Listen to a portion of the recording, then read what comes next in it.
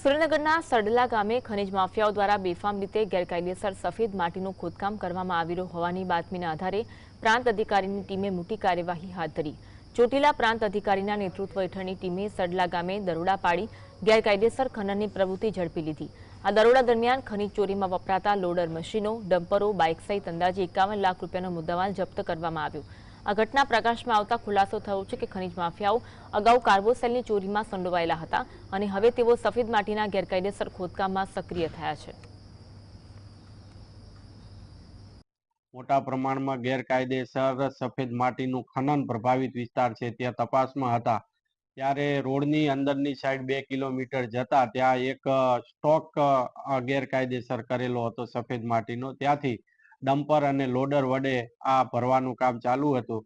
ત્યાં અમારી ટીમ સાથે અમે રંગે હાથ ઝડપી પાડી એક ડમ્પર, એક લોડર અને એક બાઇક અને 2 ઈસમો ત્યાં જે હાજર હતા।